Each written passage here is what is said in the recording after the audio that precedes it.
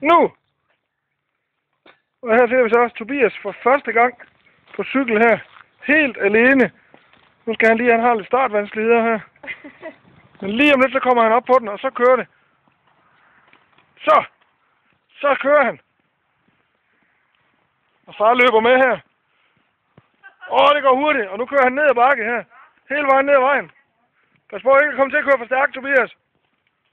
Og du må ikke køre ind i bilen dernede, vel? Prøv at se, om du kan bremse lidt den anden vej med pedalerne. Ikke så meget. Lige så stille. Flot.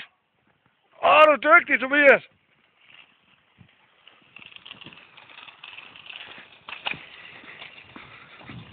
Kan du også køre op ad bakke?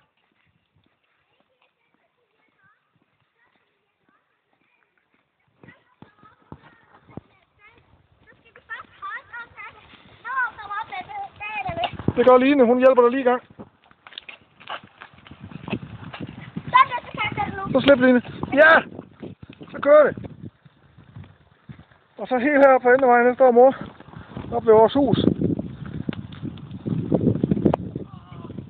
Og far han løber her for at følge med, fordi Tobias han kører så hurtigt.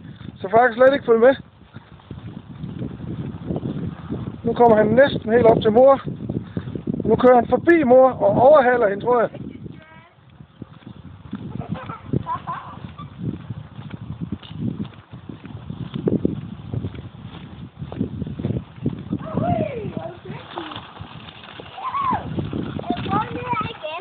Det er flot, Tobias.